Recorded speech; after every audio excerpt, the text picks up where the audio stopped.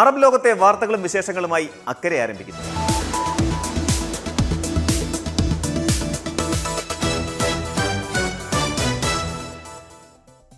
Dubai നഗരത്തിലെ പൊതുഗതാഗത സംവിധാനങ്ങളെക്കുറിച്ച് ചിന്തിക്കുമ്പോൾ നമ്മുടെ മനസ്സിലേക്ക് ആദ്യം ഓടിയെത്തുന്നത് അതിവേഗം പായുന്ന മെട്രോ ട്രെയിനുകളും ആധുനിക ബസ്സുകളും ഒപ്പം കയ്യിൽ കരുതുന്ന ആ ചെറിയ പ്ലാസ്റ്റിക് നോൾ കാർഡുമാണ്. എന്നാൽ കാലത്തിനനുസരിച്ച് നവീകരണത്തിന്റെ പുതിയ പാതകൾ വെട്ടിത്തുറക്കുന്ന ദുബായ് നഗരം തങ്ങളുടെ യാത്രാ സംവിധാനങ്ങളിലും വിപ്ലവകരമായ ഒരു മാറ്റത്തിന് തുടക്കം കുറിക്കുകയാണ്. യുഎയിലെ ജനങ്ങളുടെയും വിനോദസഞ്ചാരികളുടെയും ദൈനംദിന ജീവിതത്തിന്റെ ഒഴിച്ചുകൂടാനാകാത്ത ഭാഗമായി മാറിയ പ്ലാസ്റ്റിക് നോൾ കാർഡുകളോട് പൂർണ്ണമായും വിട പറയാൻ സമയമായിരിക്കുന്നു എന്ന സൂചനയാണ് റോഡ്സ് ആൻഡ് ട്രാൻസ്പോർട്ട് അതോറിറ്റിയിൽ നിന്നുള്ള ഏറ്റവും പുതിയ വാർത്തകൾ നൽകുന്നത്. ദുബൈയിലെ പൊതുഗതാഗത സംവിധാനം പൂർണ്ണമായും പണരഹിതവും ഡിജിറ്റലുമാക്കുന്നതിന്റെ ഭാഗമായി നിലവിലുള്ള കാർഡധിഷ്ഠിത ടിക്കറ്റിംഗ് രീതിക്ക് പകരം അത്യാധുനിക അക്കൗണ്ട് അധിഷ്ഠിത പ്ലാറ്റ്ഫോം അവതരിപ്പിക്കുന്ന പദ്ധതിയുടെ 72% ജോലികളും ഇതിനോടകം പൂർത്തിയായി കഴിഞ്ഞു. ഏതാണ്ട് 550 ദശലക്ഷം ദിർഹം ചെലവഴിച്ച് നടപ്പിലാക്കുന്ന ഈ വൻ പദ്ധതി 2027 ആദ്യ മാസങ്ങളിൽ തന്നെ പൂർണ്ണതോതിൽ പ്രവർത്തന സജ്ജമാകും. ദുബായ് മെട്രോയുടെ ചരിത്രപരമായ തുടക്കത്തിന് ശേഷം ഈ രംഗത്തുണ്ടാകുന്ന ഏറ്റവും വലിയ ഡിജിറ്റൽ പരിവർത്തനമാണിത്. എന്താണ് ഈ അക്കൗണ്ട് അധിഷ്ഠിത ടിക്കറ്റിംഗ് സംവിധാനം? നിലവിൽ നാം ഉപയോഗിക്കുന്ന നോൾ കാർഡുകൾ കാർഡ് അധിഷ്ഠിത ടിക്കറ്റിംഗ് രീതിയിലാണ് പ്രവർത്തിക്കുന്നത്. അതായത് നിങ്ങളുടെ കാർഡിൽ അടങ്ങിയിരിക്കുന്ന പ്രത്യേക ചിപ്പിലാണ് തുകയുടെ വിവരങ്ങൾ സൂക്ഷിക്കുന്നത്. ഓരോ തവണ യാത്ര ചെയ്യുമ്പോഴും ഈ ചിപ്പിൽ നിന്നാണ് പണം ഈടാക്കുന്നത്. എന്നാൽ പുതിയ സംവിധാനത്തിലൂടെ ഈ രീതി പൂർണ്ണമായും മാറി ഒരു പുതിയ അക്കൗണ്ട് അധിഷ്ഠിത ടിക്കറ്റിംഗ് പ്ലാറ്റ്ഫോം നിലവിൽ വരും.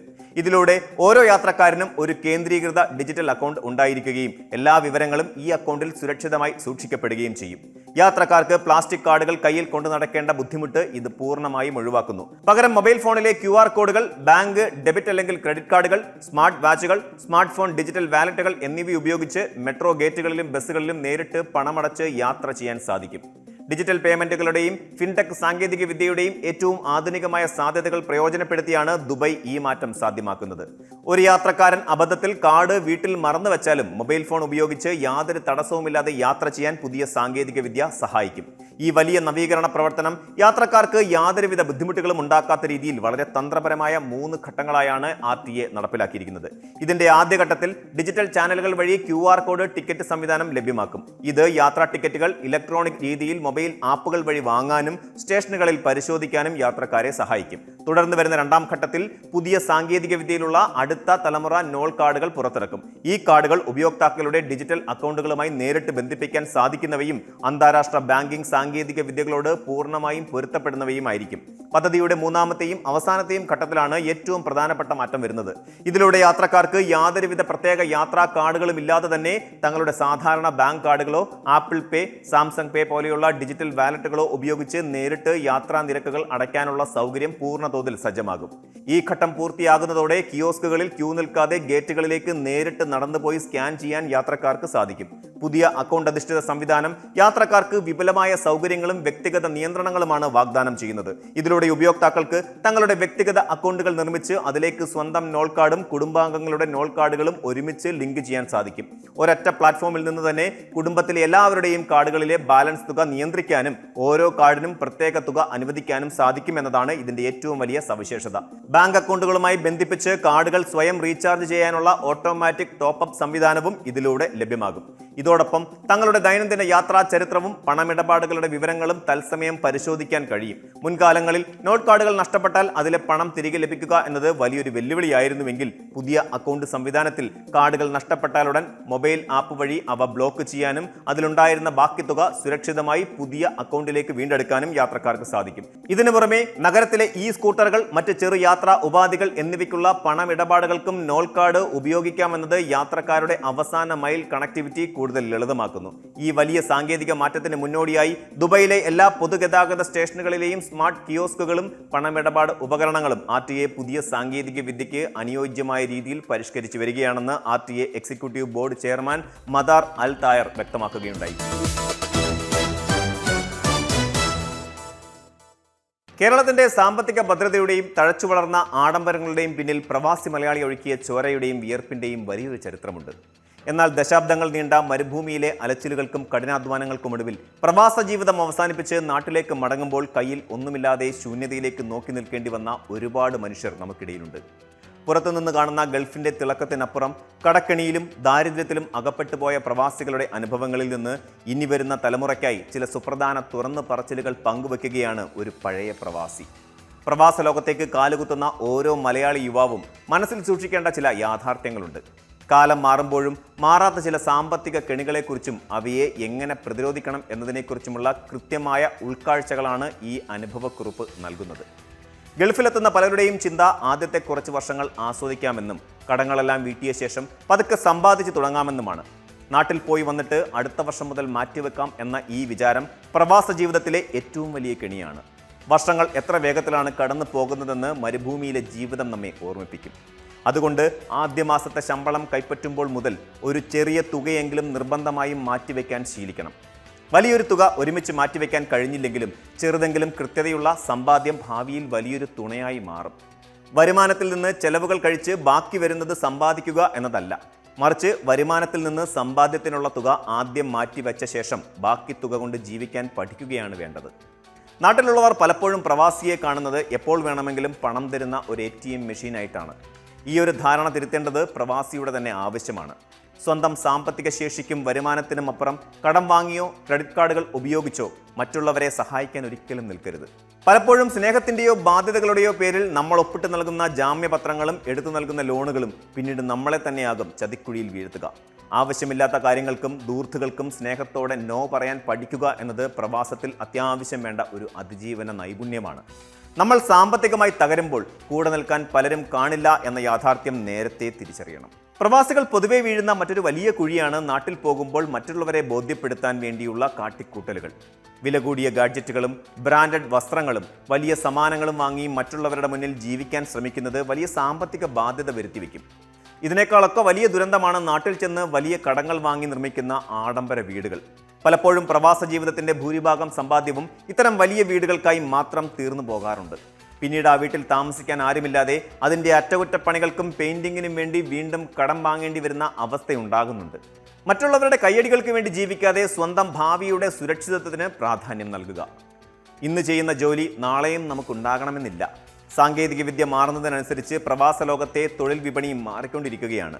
അതിനാൽ ചെയ്യുന്ന ജോലിയിൽ മാത്രം ഒതുങ്ങി നിൽക്കാതെ പുതിയ സ്കില്ലുകൾ വളർത്തിയെടുക്കാൻ പ്രവാസികൾ ശ്രദ്ധിക്കണം. ഒപ്പം തന്നെ സമ്പാദിക്കുന്ന പണം വെറുതെ ബാങ്ക് അക്കൗണ്ടുകളിൽ സൂക്ഷിക്കുന്നത് കൊണ്ട് മാത്രം കാര്യമില്ല. പണപ്പെരുപ്പം നമ്മുടെ സമ്പാദ്യത്തിൻ്റെ മൂല്യം കുറച്ചു കളയും. അതുകൊണ്ട് ചെറിയ പ്രായത്തിൽ തന്നെ മ്യൂച്വൽ ഫണ്ടുകളോ സുരക്ഷിതമായ മറ്റ് നിക്ഷേപ മാർഗങ്ങളിലോ പണം നിക്ഷേപിച്ചു തുടങ്ങണം. കേരള പ്രവാസി ക്ഷേമ ബോർഡ് പോലെയുള്ള സർക്കാർ സംവിധാനങ്ങളുടെ പെൻഷൻ പദ്ധതികളെയും പ്രവാസി ഡിവിഡൻഡ് പദ്ധതികളെയും കൃത്യമായി മനസ്സിലാക്കി അതിൽ പങ്കാളികളാകുന്നത് ഭാവി സുരക്ഷിതമാക്കാൻ സഹായിക്കും.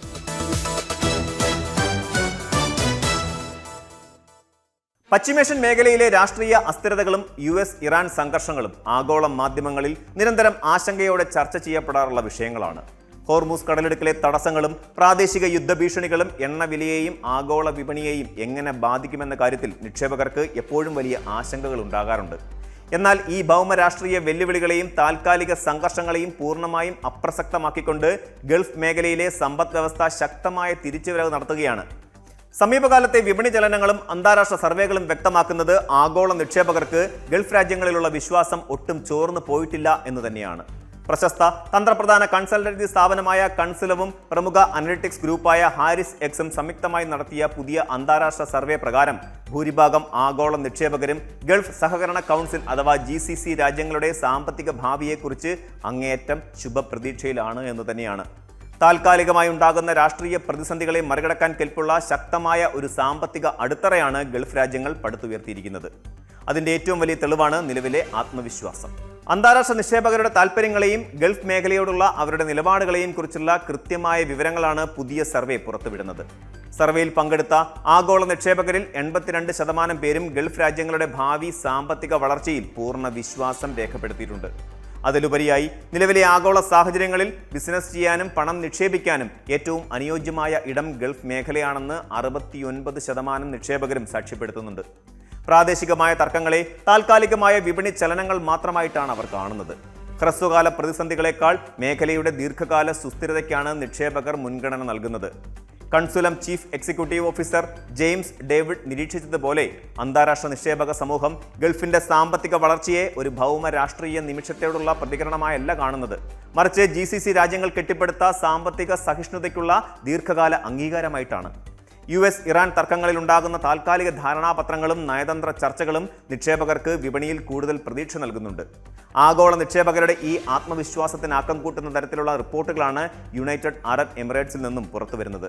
പ്രമുഖ അന്താരാഷ്ട്ര ബാങ്കായ സ്റ്റാൻഡേർഡ് ചാർട്ടേഡ് പുറത്തുവിട്ട ഏറ്റവും പുതിയ സാമ്പത്തിക വിശകലന പ്രകാരം 2026 ആണ്ടിന്റെ മൂന്നാം പാദത്തിൽ UAEയിലെ ബിസിനസ് പ്രവർത്തനങ്ങൾ കൂടുതൽ വേഗത കൈവരിക്കുമെന്നാണ് പ്രതീക്ഷിക്കുന്നത്. പ്രാദേശികമായ ഉപഭോഗം, ആഭ്യന്തര നിക്ഷേപങ്ങൾ, ഒപ്പം റീജിയണൽ ട്രേഡ് നോർമലൈസേഷൻ അഥവാ പ്രാദേശിക വ്യാപാര പ്രവാഹത്തിന്റെ പുനഃസ്ഥാപനം എന്നിവയാണ് UAEയുടെ വളർച്ചയ്ക്ക് കരുത്തേകുന്നത്. UAEയുടെ ജൂൺ മാസത്തെ S&P global purchasing management index 50-ന് മുകളിൽ തുടരുന്നത് എണ്ണയിതര മേഖലയിലെ ശക്തമായ വളർച്ചയുടെ വ്യക്തമായ സൂചനയാണ് നൽകുന്നത്. മേഖലയിൽ കടുത്ത സംഘർഷങ്ങൾ നിലനിന്നിരുന്ന സമയത്ത് പോലും എണ്ണ ഇതര സമ്പദ് വ്യവസ്ഥയും സ്വകാര്യ മേഖലയും മികച്ച രീതിയിലാണ് മുന്നോട്ട് പോയതെന്ന് Standard Chartered UAE Middle East Pakistan CEO Rola Abu Manneh വ്യക്തമാക്കുന്നുണ്ട്. ഹോർമൂസ് കടലെടുക്ക് ഭാഗികമായി വീണ്ടും തുറന്നതും നേരത്തെ തന്നെ ബദൽ മാർഗങ്ങളിലൂടെ എണ്ണ കയറ്റുമതി പുനഃക്രമീകരിച്ചതും UAEയുടെ സാമ്പത്തിക സ്ഥിതി പൂർണ്ണമായ തിരിച്ചുവരവിലേക്ക് എത്തിച്ചിരിക്കുകയാണ്. UAE പോലെ തന്നെ സൗദി അറേബ്യയും മൂന്നാം പാദത്തിലേക്ക് പ്രവേശിക്കുന്നത് മികച്ച ബിസിനസ് ആത്മവിശ്വാസത്തോടെയാണ്. മേഖലയിലെ അസ്ഥിരതകൾക്കിടയിലും സൗദി അറേബ്യയുടെ ആഭ്യന്തര വിപണി അതിന്റെ കരുത്ത് തെളിയിച്ചിട്ടുണ്ട്. ഇതിന്റെ പ്രധാന ഉദാഹരണമാണ് സൗദിയിലെ പോയിന്റ് ഓഫ് സെയിൽ ഇടപാടുകളിലുണ്ടായ വലിയ വർധനവ്. മെയ് മാസത്തിൽ ഈ ഇടപാടുകളിൽ മുൻവർഷത്തെ അപേക്ഷിച്ച് 6% വളർച്ചയാണ് രേഖപ്പെടുത്തിയത്. ഇത് ജനുവരി മാസത്തിലെ വിപണി നിരക്കുകളിലേക്ക് പൂർണ്ണമായി തിരിച്ചെത്തിയതിന്റെ ലക്ഷണമാണ്. വിഷൻ 2030ന്റെ ഭാഗമായി രാജ്യം നടപ്പിലാക്കിക്കൊണ്ടിരിക്കുന്ന സാമ്പത്തിക വൈവിധ്യവൽക്കരണ പദ്ധതികളുടെ വിജയമാണ് ഇതിലൂടെ പ്രതിഫലിക്കുന്നതെന്ന് Standard Chartered Saudi Arabia CEO Mazen Bunyan അഭിപ്രായപ്പെടുന്നു. ഹോർമൂസ് കടലെടുക്കിന്റെ ഭാഗികമായ തുറക്കൽ സൗദിയുടെ എണ്ണ കയറ്റുമതിയെയും വളരെയധികം സഹായിച്ചിട്ടുണ്ട്. പണപ്പെരുപ്പം കുറയുന്നതും തൊഴിൽ മേഖലയിലെ പുരോഗതിയും വരും മാസങ്ങളിൽ സ്വകാര്യ മേഖലയ്ക്ക് കൂടുതൽ നിക്ഷേപ അവസരങ്ങൾ സൃഷ്ടിക്കുമെന്നാണ് വിലയിരുത്തൽ. ആഗോള നിക്ഷേപകരുടെ മനോഭാവത്തിലുണ്ടായ ഈ നല്ല മാറ്റം ഗൾഫ് രാജ്യങ്ങളിലെ ഓഹരി വിപണിയിലെ മൂലധന ഒഴുക്കിലും പ്രകടമാണ്. ഇറിഡിയം ഫോറിൽ ഫ്ലോ അനാലിസിസ് പുറത്തുവിട്ട കണക്കുകൾ പ്രകാരം മെയ് മാസത്തിലുണ്ടായ വൻതോതിലുള്ള മൂലധന പിൻവലിക്കലുകൾക്ക് ശേഷം ജൂൺ മാസത്തിൽ GCC ഓഹരി വിപണിയിലേക്ക് വിദേശ പണം ശക്തമായി തിരിച്ചെത്തിയിട്ടുണ്ട്. മെയ് മാസത്തിൽ $837 ദശലക്ഷം വിദേശ നിക്ഷേപം വിപണിയിൽ നിന്നും പുറത്തുപോയ സ്ഥാനത്ത് ജൂണിൽ $144 ദശലക്ഷം അറ്റ വിദേശ നിക്ഷേപമാണ് ഇവിടേക്ക് ഒഴുകിയെത്തിയത്. ഇതിൽ ഏറ്റവും കൂടുതൽ നേട്ടമുണ്ടാക്കിയത് സൗദി അറേബ്യയാണ്. ജൂണിൽ മാത്രം $543 ദശലക്ഷം സൗദി വിപണിയിലേക്ക് എത്തിക്കഴിഞ്ഞു. UAEയും $93 ദശലക്ഷം വിദേശ നിക്ഷേപവുമായി പോസിറ്റീവ് മേഖലയിലേക്ക് തിരിച്ചെത്തി. ഇതിൽ അബുദാബി വിപണിയാണ് കൂടുതൽ സംഭാവന നൽകിയത്. അതേസമയം കുവൈറ്റ്, ഖത്തർ തുടങ്ങിയ വിപണികളിൽ വിദേശ നിക്ഷേപത്തിന്റെ പിൻവലിക്കൽ തുടരുന്നത് ആഗോള നിക്ഷേപകർ ഇപ്പോഴും തെരഞ്ഞെടുത്ത വിപണികളിൽ മാത്രമാണ് ശ്രദ്ധ കേന്ദ്രീകരിക്കുന്നത് എന്നതിന്റെ സൂചനയാണ്. എന്നിരുന്നാലും US ഇറാൻ താൽക്കാലിക ധാരണാപത്രവും ഹോർമൂസ് കടലെടുക്കിന്റെ പുനഃസ്ഥാപനവും വരും മാസങ്ങളിൽ കൂടുതൽ വിദേശ നിക്ഷേപകരെ ആകർഷിക്കാൻ കാരണമാകുമെന്നാണ് ഇറിഡിയൻ വിലയിരുത്തുന്നത്. ആഗോള നിക്ഷേപകർ ഗൾഫ് മേഖലയ്ക്ക് നൽകുന്ന ഈ വലിയ പിന്തുണ പ്രാദേശികമായി വസിക്കുന്ന ജനങ്ങളുടെയും പ്രവാസികളുടെയും ആത്മവിശ്വാസവുമായി കൃത്യമായി പൊരുത്തപ്പെടുന്നുണ്ട്. കൺസുലവും ഹാരിസെക്സും UAE, Saudi Arabia, Qatar, Bahrain എന്നീ രാജ്യങ്ങളിലെ ജനങ്ങൾക്കിടയിൽ നടത്തിയ സർവേയിൽ 90% പേരും തങ്ങളുടെ രാജ്യം ശരിയായ ദിശയിലാണ് സഞ്ചരിക്കുന്നത് എന്ന് അഭിപ്രായപ്പെട്ടു. തങ്ങളുടെ രാജ്യങ്ങളുടെ ഭാവി സാമ്പത്തിക ഭദ്രതയിൽ 89% പേരും പൂർണ്ണ സംതൃപ്തി രേഖപ്പെടുത്തിയിട്ടുണ്ട്. പ്രതിസന്ധി ഘട്ടങ്ങളിൽ തങ്ങളെ സംരക്ഷിക്കാനും പ്രാദേശിക സുരക്ഷ ഉറപ്പാക്കാനും തങ്ങളുടെ ഭരണകൂടങ്ങൾക്ക് സാധിക്കുമെന്ന് 93% UAE നിവാസികളും വിശ്വസിക്കുന്നുണ്ട്. പ്രാദേശിക വിപണിയിലെ ജനങ്ങളുടെ ഈ ശക്തമായ ആഭ്യന്തര ആത്മവിശ്വാസവും ആഗോള നിക്ഷേപകരുടെ പുറത്തുനിന്നുള്ള മൂലധന താൽപ്പര്യങ്ങളും ഒരേപോലെ ഒത്തുപോകുന്നത് ഗൾഫ് മേഖലയുടെ സാമ്പത്തിക സുരക്ഷിതത്വം കേവലം താൽക്കാലികമല്ല, മറിച്ച് ഘടനാപരമായി ഏറെ ശക്തമാണെന്ന് തെളിയിക്കുന്നുവെന്ന് കൺസുലം ഇന്റലിജൻസ് മേധാവി വ്യക്തമാക്കുന്നുണ്ട്. ഏതൊരു വലിയ ഭൂരാഷ്ട്രീയ പ്രതിസന്ധിയെയും നേരിടാനും അതിജീവിക്കാനും തക്കവണ്ണം പ്രാദേശികവും അന്താരാഷ്ട്രീയവുമായ ഘടകങ്ങളെ സമന്വയിപ്പിക്കാൻ ഗൾഫ് രാജ്യങ്ങൾക്ക് സാധിക്കുന്നുണ്ട് എന്നതാണ് ഈ സാമ്പത്തിക കണക്കുകൾ നൽകുന്ന ഏറ്റവും വലിയ പാഠം.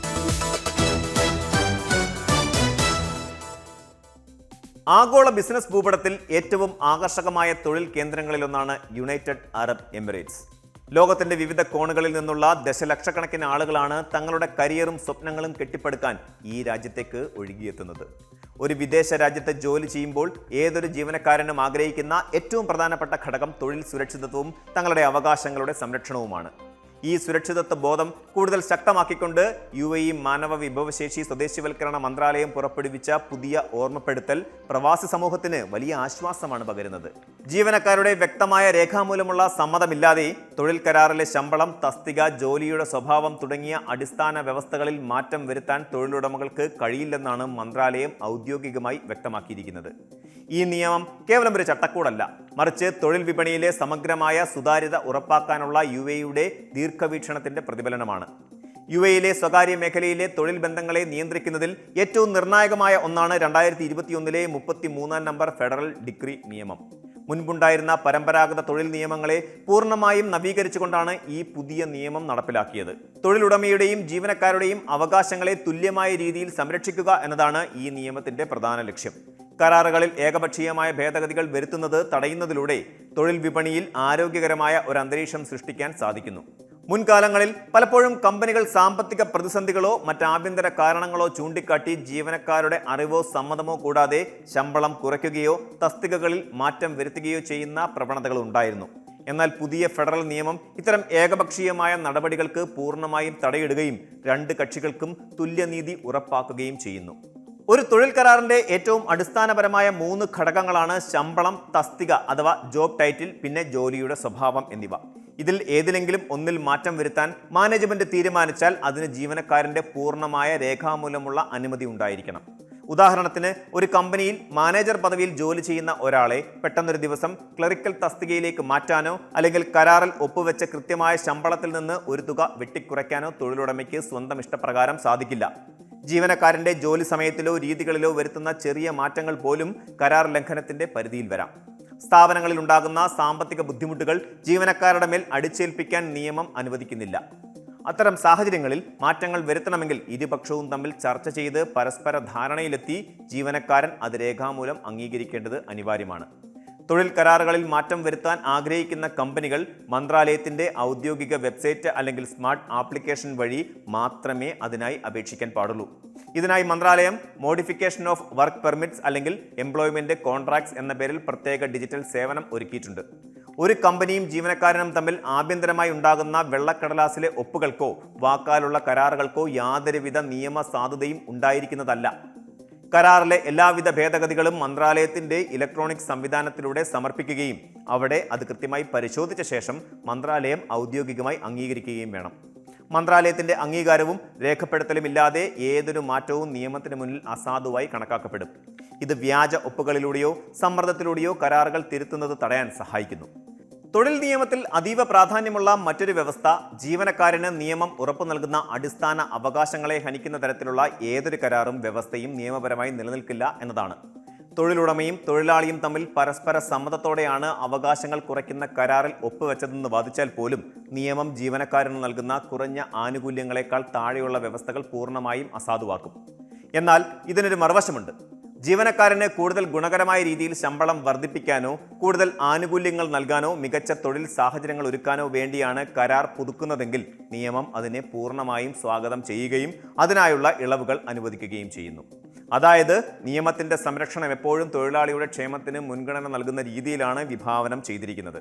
പ്രവാസികൾക്കിടയിൽ പലപ്പോഴും നിലനിൽക്കുന്ന ഒരു തെറ്റിദ്ധാരണയാണ് കമ്പനി ആവശ്യപ്പെട്ടാൽ ഒപ്പിട്ട് നൽകാൻ ജീവനക്കാരൻ ബാധ്യസ്ഥനാണ് എന്നത്. ഒപ്പിടാൻ വിസമ്മതിച്ചാൽ ജോലി നഷ്ടപ്പെടുമെന്ന ഭയം കാരണം പലരും തങ്ങളുടെ ദോഷകരമായ വ്യവസ്ഥകളിൽ ഒപ്പുവെക്കാറുണ്ട്. എന്നാൽ UAE നിയമപ്രകാരം സമ്മർദ്ദത്തിന് വഴങ്ങി ഒപ്പിടേണ്ട യാതൊരു സാഹചര്യവുമില്ല. ഒരു തൊഴിലുടമ നിയമവിരുദ്ധമായി കരാർ വ്യവസ്ഥകൾ മാറ്റാൻ ശ്രമിക്കുകയോ അതിനായി ഭീഷണിപ്പെടുത്തുകയോ ചെയ്താൽ ജീവനക്കാരന് മാനവ വിഭവശേഷി സ്വദേശിവൽക്കരണ മന്ത്രാലയത്തെ നേരിട്ട് സമീപിച്ച് പരാതി നൽകാൻ പൂർണ്ണ അവകാശമുണ്ട്. മന്ത്രാലയത്തിന്റെ വേജ് പ്രൊട്ടക്ഷൻ സിസ്റ്റം വഴി ശമ്പള വിതരണം കൃത്യമായി നിരീക്ഷിക്കപ്പെടുമെന്നതിനാൽ കരാറിലെ തുക കൃത്യമായി നൽകാത്ത കമ്പനികൾക്കെതിരെ ഡിജിറ്റലായി തന്നെ നടപടികൾ സ്വീകരിക്കാൻ ഭരണകൂടത്തിന് സാധിക്കും. പുതിയ നിയമങ്ങൾ തൊഴിലുടമകളെ കൂടുതൽ ഉത്തരവാദിത്തമുള്ളവരാക്കി മാറ്റുകയാണ് ചെയ്യുന്നത്. UAE ഭരണകൂടം സ്വീകരിക്കുന്ന ഇത്തരം കർശനമായ നിലപാടുകൾ തൊഴിൽ വിപണിയെ കൂടുതൽ സുസ്ഥിരവും വിശ്വസനീയവുമാക്കുന്നു. തൊഴിലുടമയും ജീവനക്കാരനും തമ്മിലുള്ള ബന്ധം വെറുമൊരു യജമാന ദാസ ബന്ധമല്ല, മറിച്ച് ഇരുപക്ഷത്തിനും കൃത്യമായ പങ്കാളിത്തമുള്ള ഒരു നിയമപരമായ കരാറാണെന്ന് ഈ നിയമം വീണ്ടും ഓർമ്മിപ്പിക്കുന്നു. അവകാശങ്ങളെക്കുറിച്ചുള്ള കൃത്യമായ അറിവ് ഓരോ ജീവനക്കാരനും ഉണ്ടായിരിക്കേണ്ടത് ഇന്നത്തെ കാലഘട്ടത്തിൽ അനിവാര്യമാണ്. തങ്ങളുടെ കരാറുകളിൽ എന്ത് മാറ്റമാണ് വരുന്നത് എന്ന് കൃത്യമായി മനസ്സിലാക്കിയ ശേഷം മാത്രം അതിന് അനുമതി നൽകുക. UAEയുടെ സാമ്പത്തിക പുരോഗതിയിൽ പങ്കാളികളാകുന്ന പ്രവാസി സമൂഹത്തിന് അന്തസ്സോടെയും സുരക്ഷിതത്വത്തോടെയും ജോലി ചെയ്യാനുള്ള മികച്ച അന്തരീക്ഷമാണ് ഈ നിയമങ്ങളിലൂടെ രാജ്യം ഉറപ്പു നൽകുന്നത്. കുറ്റം ചെയ്യുന്നവരെ 4 ചുവരുകൾക്കുള്ളിൽ അടച്ചിടുക എന്ന പരമ്പരാഗത ശിക്ഷാരീതികളിൽ നിന്ന് ആധുനിക നിയമ വ്യവസ്ഥകൾ ക്രമേണ മാറി ചിന്തിച്ചുകൊണ്ടിരിക്കുകയാണ്. ഒരു വ്യക്തിയെ കേവലം തടവിലിടുന്നത് വഴി സമൂഹത്തിന് എന്ത് ഗുണമാണ് ലഭിക്കുന്നത് എന്ന ചോദ്യത്തിനുള്ള ഉത്തരമായാണ് ബദൽ ശിക്ഷാരീതികൾ അഥവാ റീസ്റ്റോറേറ്റീവ് ജസ്റ്റിസ് എന്ന ആശയം. ഗതാഗത നിയമ ലംഘനങ്ങൾ പോലെയുള്ള കുറ്റകൃത്യങ്ങൾക്ക് തടവ് ശിക്ഷ നൽകുന്നതിന് പകരം കുറ്റവാളികളെ കൊണ്ട് സമൂഹത്തിന് ഉപകാരപ്രദമായ ജോലികൾ ചെയ്യിക്കുക എന്ന വിപ്ലവാത്മകമായ തീരുമാനത്തിലൂടെ കുവൈറ്റ് ഇപ്പോൾ ലോകത്തിന് തന്നെ ഒരു പുതിയ പരിഷ്കരണ മാതൃക കാണിച്ചു തരികയാണ്. ആഭ്യന്തരമന്ത്രി ഷെയ്ഖ് ഫഹദ് അൽ യൂസഫ് പുറപ്പെടുവിച്ച പുതിയ ഉത്തരവ് കുവൈറ്റിന്റെ ഗതാഗത നിയമങ്ങളെ കൂടുതൽ മാനുഷികവും അതേസമയം സാമൂഹിക പ്രതിബദ്ധതയുള്ളതുമാക്കാൻ ലക്ഷ്യമിട്ടിട്ടുള്ളതാണ്. ജയിൽവാസത്തിന് പകരം പരിസ്ഥിതി സംരക്ഷണവും പൗരധർമ്മവും മുൻനിർത്തിയുള്ള ബദൽ ശിക്ഷകളാണ് ഇതിലൂടെ നടപ്പിലാക്കുന്നത്. ഈ മാറ്റം കേവലം നിയമത്തിലെ അക്ഷരങ്ങളിൽ മാത്രം ഒതുങ്ങുന്ന ഒന്നല്ല, മറിച്ച് കുറ്റകൃത്യങ്ങളെയും അവയ്ക്കുള്ള ശിക്ഷകളെയും നോക്കിക്കാണുന്ന ഭരണകൂടത്തിന്റെ ദീർഘവീക്ഷണത്തിന്റെ പ്രതിഫലനമാണ്. കുവൈറ്റിന്റെ പുതിയ ഗതാഗത നിയമപ്രകാരം നിയമലംഘകർക്ക് പരമ്പരാഗത തടവ് ശിക്ഷയ്ക്ക് പകരമായി കോടതികളുടെ വിവേചനാധികാരത്തിൽ കമ്മ്യൂണിറ്റി സർവീസ് അഥവാ സാമൂഹിക സേവനം അനുവദിക്കാൻ വ്യവസ്ഥ ചെയ്യുന്നു. ജയിലിലെ ഇടുങ്ങിയ സെല്ലുകളിൽ നിഷ്ക്രിയരായി കാലം കഴിക്കുന്നതിന് പകരം നിയമലംഘനം നടത്തുന്ന വ്യക്തികൾ നാടിന്റെ വികസനത്തിലും ശുചിത്വത്തിലും നേരിട്ട് പങ്കാളികളാകേണ്ടി വരും. ആഭ്യന്തര മന്ത്രാലയം പ്രഖ്യാപിച്ച പട്ടികയിൽ വളരെ വിപുലമായ കാര്യങ്ങളാണ് ഉൾപ്പെടുത്തിയിട്ടുള്ളത്. പൊതുസ്ഥലങ്ങളിൽ മരം നടീൽ, പരിസ്ഥിതി ശുചീകരണം, പൊതു പാർക്കുകളുടെ പരിപാലനം എന്നിവ ഇതിൽ ഏറ്റവും പ്രധാനപ്പെട്ടവയാണ്. കുവൈറ്റ് പോലെയുള്ള കടുത്ത ചൂടുള്ള ഒരു ഗൾഫ് രാജ്യത്ത് മരം നടീലും പച്ചപ്പ് വർദ്ധിപ്പിക്കലും വലിയൊരു പ്രതിരോധ പ്രവർത്തനമാണ്. ഇതുകൂടാതെ നഗരങ്ങളിലെ മാലിന്യം നീക്കൽ, ഖബർസ്ഥാനുകൾ ക്രമീകരിക്കൽ, മയ്യത്ത് സംസ്കാരവുമായി ബന്ധപ്പെട്ട കാര്യങ്ങളിൽ സഹായിക്കൽ, ദുരിതാശ്വാസ പ്രവർത്തനങ്ങളിലെ സഹായ വിതരണം എന്നിവയും ഈ ശിക്ഷാപരിധിയിൽ വരുന്നുണ്ട്. വിശ്വാസപരമായ ഇടങ്ങളിൽ അതായത് മസ്ജിദുകളിൽ വിശുദ്ധ ഖുർആൻ കോപ്പികൾ കൃത്യമായി ക്രമീകരിക്കുക, സർക്കാർ സംവിധാനങ്ങളെ സഹായിക്കുന്നതിനായി വൈദ്യുതി മീറ്റർ വിവരങ്ങൾ രേഖപ്പെടുത്തുക, പൊതുവഴികളിലെ ഫുട്പാത്തുകൾ പെയിന്റ് ചെയ്യുക, ട്രാഫിക് സൈൻ ബോർഡുകൾ യഥാസ്ഥാനങ്ങളിൽ ക്രമീകരിക്കുക തുടങ്ങിയ പൗരധർമ്മപരമായ ജോലികളും ബദൽ ശിക്ഷയുടെ ഭാഗമായി നൽകാം. ഇത്തരം ശിക്ഷകൾ കുറ്റവാളിയുടെ പ്രൊഫഷണൽ യോഗ്യതകൾക്കും കഴിവിനും അനുസൃതമായി പരമാവധി 1 വർഷം വരെ നീണ്ടു നിൽക്കാവുന്നതാണ്. ദിവസേന 8 മണിക്കൂർ വരെ പ്രതിഫലമില്ലാതെ നിർബന്ധിത സേവനമാണ് ഇതിലൂടെ വിഭാവനം ചെയ്യുന്നത്. കുറ്റവാളിയുടെ കഴിവും വിദ്യാഭ്യാസവും നോക്കി അതിനനുസരിച്ചുള്ള തസ്തികകളിലേക്ക് അവരെ നിയോഗിക്കാൻ ജഡ്ജിമാർക്ക് നിയമം അധികാരം നൽകുന്നുണ്ട് എന്നത് ഈ പരിഷ്കാരത്തിന്റെ പ്രായോഗികത വർദ്ധിപ്പിക്കുന്നു. എന്തുകൊണ്ടാണ് ഇത്തരമൊരു നിയമത്തിലേക്ക് കുവൈറ്റ് ഭരണകൂടം എത്തിയത് എന്നത് നിയമ വിദഗ്ധരും സമൂഹവും ഒരേപോലെ ചർച്ച ചെയ്യുന്ന ഒന്നാണ്. സാധാരണയായി ട്രാഫിക് നിയമലംഘനങ്ങൾ പോലെയുള്ള ലഘുവായ കുറ്റകൃത്യങ്ങൾക്ക് ആളുകളെ ജയിലിൽ അടയ്ക്കുമ്പോൾ അത് അവരുടെ കുടുംബജീവിതത്തെയും ഔദ്യോഗിക ജീവിതത്തെയുമാണ് കടുത്ത പ്രതിസന്ധിയിലാക്കുന്നത്. ജയിലിലെ കടുത്ത അന്തരീക്ഷം പലപ്പോഴും സാധാരണക്കാരായ വ്യക്തികളിൽ കൂടുതൽ ക്രിമിനൽ മനോഭാവം വളർത്താനേ ഉപകരിക്കൂ എന്ന് മനഃശാസ്ത്ര പഠനങ്ങൾ തെളിയിക്കുന്നു. കൂടാതെ ജയിലുകളിൽ തടവുകാരുടെ എണ്ണം വർദ്ധിക്കുന്നത് സർക്കാരിന് വലിയ സാമ്പത്തിക ബാധ്യതയും ഭരണപരമായ പ്രതിസന്ധികളും സൃഷ്ടിക്കാറുണ്ട്. തടവുകാർക്ക് വേണ്ടിയുള്ള ഭക്ഷണം, സുരക്ഷ, താമസം എന്നിവയ്ക്കായി നികുതി പണം ചെലവഴിക്കുന്നതിന് പകരം അവരെ കൊണ്ട് സമൂഹത്തിന് ഉപകാരപ്രദമായ പണികൾ ചെയ്യിക്കുന്നത് സാമ്പത്തികമായി വലിയൊരു നേട്ടമാണ്. ശിക്ഷകളിൽ ഇളവുകൾ വരുത്തുന്നുണ്ടെങ്കിലും നിയമലംഘനങ്ങളെ പിടികൂടുന്ന കാര്യത്തിൽ ഒട്ടും വിട്ടുവീഴ്ചയില്ല എന്ന കർശന നിലപാടിലാണ് കുവൈറ്റ് ആഭ്യന്തര മന്ത്രാലയം. ആർട്ടിഫിഷ്യൽ ഇന്റലിജൻസ് അഥവാ നിർമ്മിത ബുദ്ധിയിൽ അധിഷ്ഠിതമായ അത്യാധുനിക ക്യാമറകളാണ് നിലവിൽ കുവൈറ്റിലെ റോഡുകളിൽ നിയമലംഘനങ്ങൾ കണ്ടെത്താൻ ഉപയോഗിക്കുന്നത്. സീറ്റ് ബെൽറ്റ് ധരിക്കാതിരിക്കുക, വാഹനം ഓടിക്കുമ്പോൾ മൊബൈൽ ഫോൺ ഉപയോഗിക്കുക, അമിത വേഗത, കുട്ടികളെ മുൻ സീറ്റിലിരുത്തുക തുടങ്ങിയ നിയമലംഘനങ്ങൾ 99% കൃത്യതയോടെ ഈ സ്മാർട്ട് ക്യാമറകൾ തിരിച്ചറിയുന്നു. നിയമലംഘനം നടന്ന് 48 മുതൽ 72 മണിക്കൂറിനുള്ളിൽ വാഹന ഉടമയ്ക്ക് ഡിജിറ്റൽ അറിയിപ്പ് ലഭിക്കും. ഇതിനൊപ്പം പുതിയ ട്രാഫിക് നിയമത്തിൽ വലിയ സാമ്പത്തിക പിഴകളും ഏർപ്പെടുത്തിയിട്ടുണ്ട്. മുൻപ് 5 മുതൽ 50 ദിനാർ വരെയായിരുന്ന പിഴാ നിരക്കുകൾ ഇപ്പോൾ 15 മുതൽ 150 ദിനാർ വരെയായി വർദ്ധിപ്പിച്ചു. വാഹനം കണ്ടുകെട്ടുന്ന കാര്യത്തിലും പുതിയ സാങ്കേതിക വിദ്യയാണ് ഉപയോഗിക്കുന്നത്. വാഹനം പോലീസ് യാർഡിലേക്ക് മാറ്റുന്നതിന് പകരം ഫിസിക്കൽ ഇമ്പൗണ്ട്മെന്റ് അഥവാ സ്പെഷ്യൽ ഇമ്പൗണ്ട്മെന്റ് രീതിയാണ് നടപ്പിലാക്കുന്നത്. ഇതിലൂടെ വാഹനത്തിൽ ഒരു ട്രാക്കിംഗ് ഉപകരണം ഘടിപ്പിക്കുകയും വാഹനം നിശ്ചിത പരിധിക്ക് പുറത്തേക്ക് മാറ്റാൻ അനുവാദമില്ലാതാക്കുകയും ചെയ്യും. ഈ വ്യവസ്ഥ ലംഘിച്ചാൽ കനത്ത പിഴയും വാഹനം പൂർണ്ണമായും കണ്ടുകെട്ടലും നേരിടേണ്ടി വരും.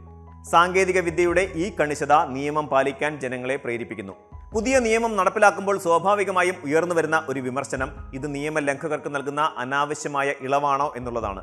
കഠിനമായ ശിക്ഷകളില്ലെങ്കിൽ ആളുകൾ നിയമങ്ങളെ ഭയപ്പെടാതെയാകുമെന്നും റോഡ് അപകടങ്ങൾ വർദ്ധിക്കുമെന്നും ചിലർ വാദിക്കുന്നുണ്ട്. എന്നാൽ ഈ വാദത്തിൽ പൂർണ്ണമായ സത്യമില്ല.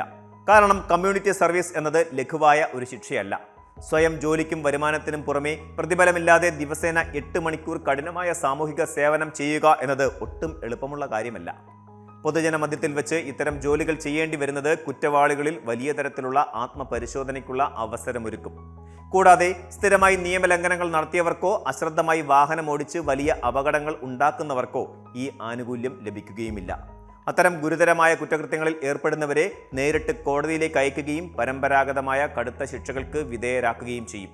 അതിനാൽ നിയമത്തിന്റെ കാഠിന്യം കുറയ്ക്കുകയല്ല, മറിച്ച് ശിക്ഷയുടെ സ്വഭാവം കൂടുതൽ ഫലപ്രദമായ രീതിയിലേക്ക് മാറ്റുകയാണ് കുവൈറ്റ് ചെയ്തിരിക്കുന്നത്. നിയമലംഘനത്തിനെതിരെ ആർക്കെങ്കിലും പരാതി ഉണ്ടെങ്കിൽ സർക്കാരിന്റെ സഹൽ ആപ്ലിക്കേഷൻ വഴി ഡിജിറ്റലായി അപ്പീൽ നൽകാനുള്ള സംവിധാനവും ഒരുക്കിയിട്ടുണ്ട്. ഇത് നിയമത്തിന്റെ സുതാര്യത വർദ്ധിപ്പിക്കുന്നു. പൊതു പങ്കാളിത്തത്തോടെയുള്ള ഈ നിയമപരിപാലന രീതി വരും നാളുകളിൽ കുവൈറ്റിലെ റോഡുകളിൽ കൂടുതൽ സുരക്ഷിതത്വവും സമൂഹത്തിൽ വലിയൊരു പരിവർത്തനവും കൊണ്ടുവരുമെന്ന് നമുക്ക് പ്രത്യാശിക്കാം. അറബ് ലോകത്തെ വാർത്തകൾ അവസാനിക്കുന്നില്ല. കൂടുതൽ മികച്ച കാഴ്ചകളും വിശേഷങ്ങളുമായി അക്കരയിലൂടെ നമുക്ക് വീണ്ടും കാണാം. അതുവരെ thank you and good night.